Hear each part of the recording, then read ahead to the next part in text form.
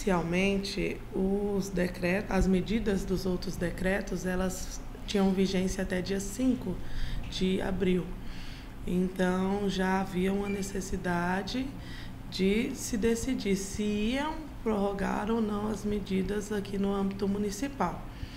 Foi reunido o Comitê de Enfrentamento ao Coronavírus na segunda-feira pela manhã e o comitê decidiu por bem continuar essas medidas, indo de encontro também com o que está acontecendo no Estado, que as medidas foram decretadas até dia 30 de abril e o comitê decidiu por bem também manter elas no âmbito municipal. Então, a princípio, só reforça o que já havia antes ou tem novas medidas aí? Praticamente só reforça, mantém, né, o que já havia antes e faz também algumas menções mais claras, como a proibição de vendedores ambulantes, né, que estava presumido no outro decreto, mas não vinha expresso, nesse veio expresso.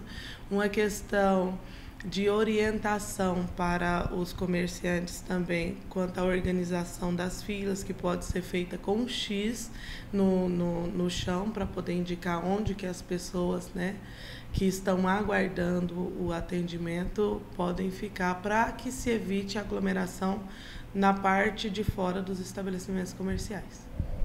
E estas novas orientações, elas vão até quando?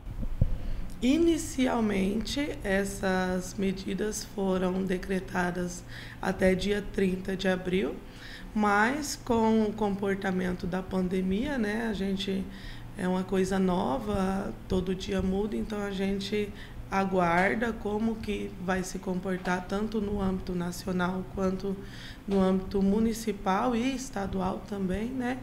Para ver quais medidas vão sendo tomadas. Então, podemos ser mais flexíveis ou podemos ser mais restritivos, dependendo do comportamento, como eu disse, da pandemia. Maíssa, no que se refere às medidas adotadas aí como medidas de prevenção para o comércio, os comerciantes têm aderido a essas medidas? Sim, há uma conscientização por parte dos comerciantes, né? Eles têm que entender também a gravidade da situação e nós estamos fazendo a nossa parte fiscalizando. Então, para aqueles que não se conscientizam, nós temos as situações de multas que vão ser aplicadas até a cassação do alvará e a interdição do estabelecimento. Agora, o cidadão comum também tem que seguir essas medidas, né? Sim, tanto os comerciantes quanto os cidadãos, eles têm a obrigação de atender essas medidas.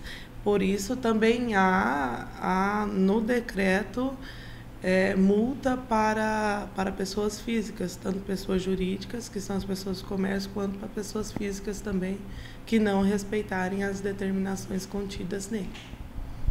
Em relação à circulação de pessoas nas ruas a partir das 10 horas, permanece ainda essa medida?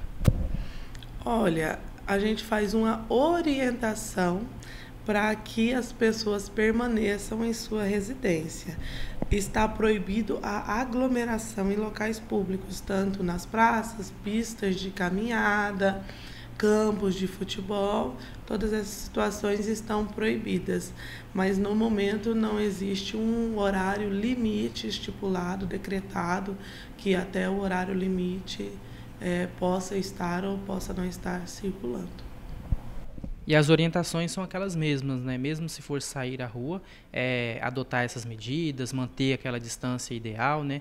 E a higienização. Isso, as medidas continuam, depende de nós, cidadãos, né? O controle dessa pandemia, porque somos sabedores que o nosso Sistema Único de Saúde, ele não comporta o atendimento de todos. Se essa pandemia se evoluir, se esse surto, né, ficar muito grande, o nosso sistema ele entra lá em colapso, então não conseguirá atender toda a população que possa ser infectada. Por isso que nós estamos fazendo essas medidas, né, adotando essas medidas para que se evite esse pico desse surto o máximo possível. Mas agora, para deixarmos claro, essas atividades que precisam de um contato mais próximo com as pessoas, os clientes, elas mantêm suspensas também, né? Sim, com esse mesmo pensamento, né, de se atrasar esse pico de contaminação. Então, inicialmente continuam essas atividades suspensas, podendo ser revista a qualquer momento e aplicando-se as medidas sanitárias com o passar do tempo, porque a gente sabe que essas medidas e essa situação da pandemia não vai passar de uma hora para outra. Então, nós temos essa consciência. E então, o que a gente quer? Retardar o máximo possível esse pico e esses números de contaminação para que o nosso sistema de saúde consiga atender a todas as pessoas que serão, né, ou que possam vir a ser infectadas. Agora o trabalho de fiscalização fica por conta da vigilância sanitária, né? De que forma a população pode ajudar neste trabalho? Nós teremos os canais para denúncia, né? Contamos com a colaboração também dos munícipes e é dia a dia.